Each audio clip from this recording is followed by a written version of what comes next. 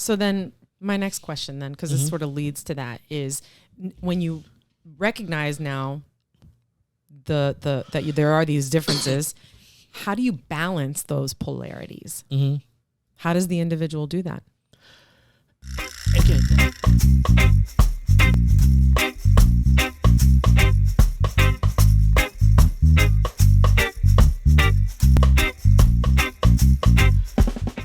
Again, the stuff that we're talking about, this particular, it's not easy. Right. Number one, it's not easy to recognize that both the devil and the God is inside of you, right? So, like, I'm not a very religious person anymore, right? But I really enjoyed, in comparison, right, the stories of Jesus, the Buddha, and Muhammad. Okay. I love those three stories, right? Because, for instance, Christ spent 40 days and 40 nights in the desert, right? And metaphorically, he was God, right? And that's the way that the story goes, that he's God. But in order for him to understand what it is to be human, he had to spend 40 nights and 40 days in the desert, right? Without that, he wouldn't be able to be who he was, right? To achieve that potential.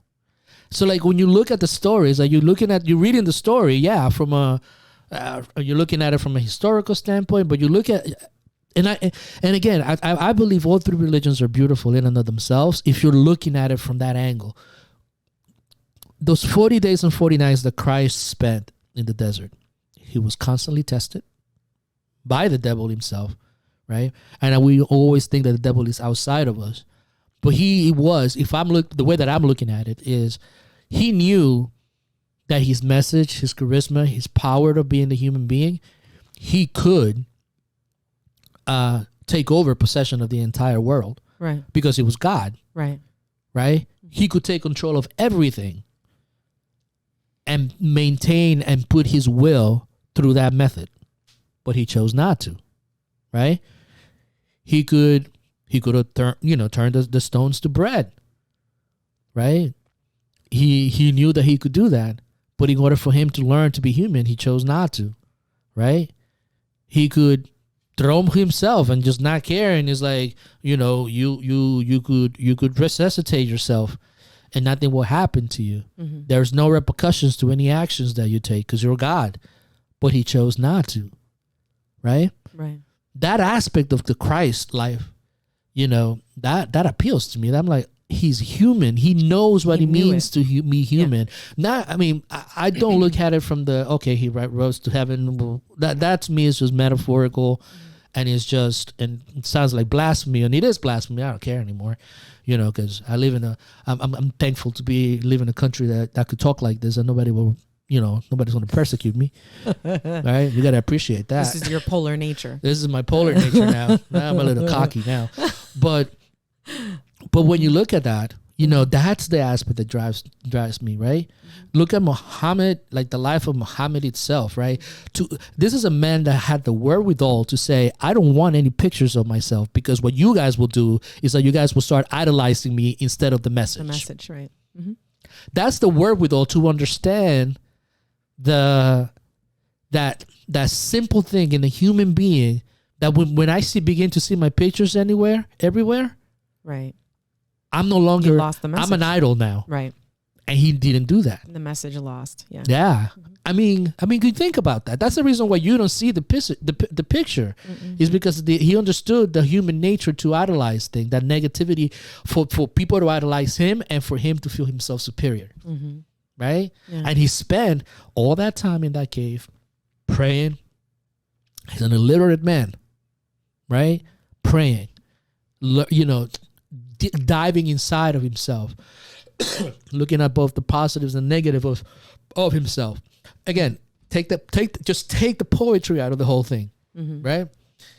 Buddha, same thing, almost the same thing as Christ. It's like spend all that time under the tree, temptation after temptation after temptation.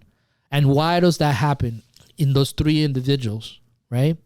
And I think their followers kind of like miss the point that you have to understand that balance within you have to understand the polarity within yourself, and the way that you understand that you balanced that polarity is by first and foremost accepting that it's there.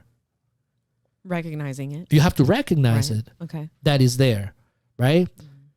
So now it becomes a little bit more tricky, because look at what's happened to all three of those religions, right? They become very dogmatic, and they become completely the opposite of what those three people wanted. Right. I mean, like, the fight. I mean, you fight, you separate people, you kill people.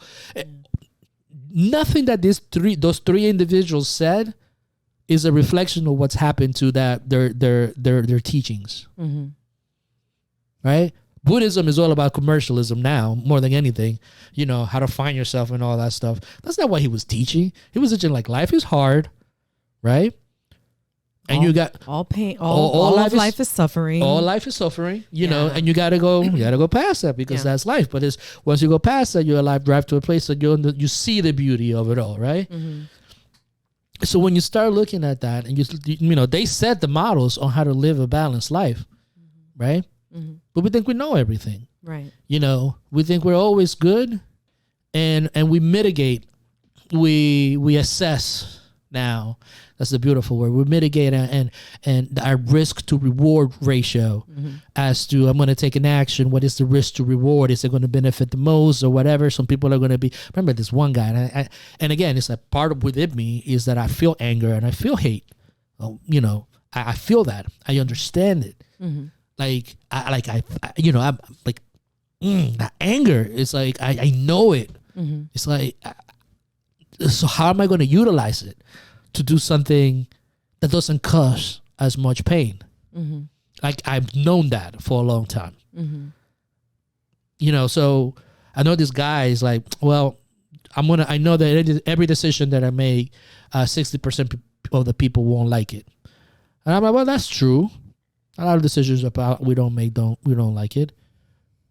But then at the same time, it's like, what gives you the right to make decisions for other people? You know, Mm-hmm. it's like, and are you taking into consideration what they're thinking? Right.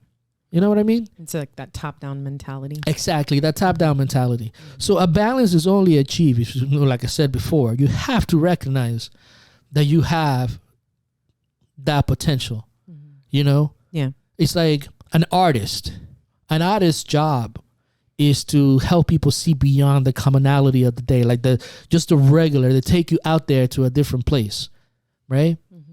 That was the job of an artist, and there are very few artists in our society right now. Mm-hmm. Everything is about materialism and consumerism, but they're great. They're idolized. I mean, idolatry isn't this. You know, you look at this artist, and we idolize them now. Right. But what are they bringing to the table? They have great talent. I can never take away from their talent. They could do a lot of things that I cannot do, Mm-hmm. right? Mm-hmm. But what are they saying? Yeah. What are you saying, right?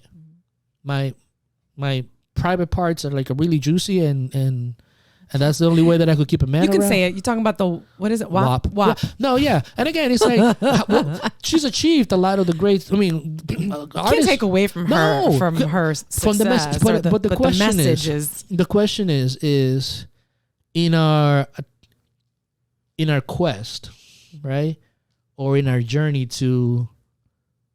for success and to establish ourselves, right, and to be prosperous. Mm-hmm.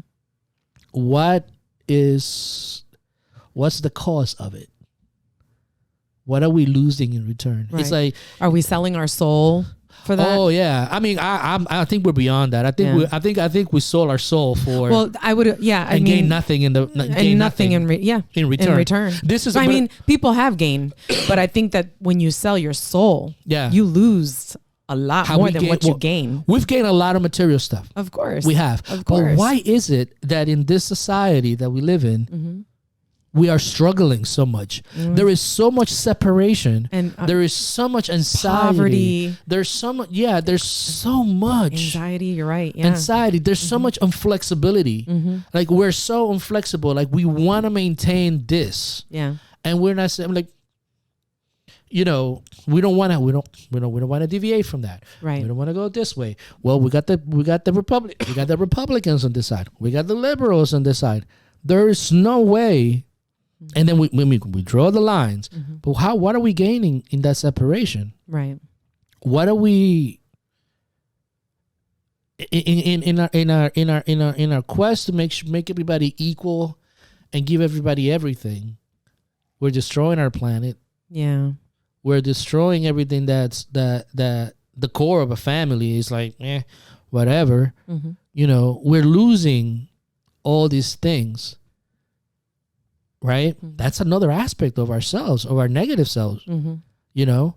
Yeah. And metaphorically, I was watching the movie Noah the other day with Russell Crowe, and it was like Noah, the Noah's Ark and everything.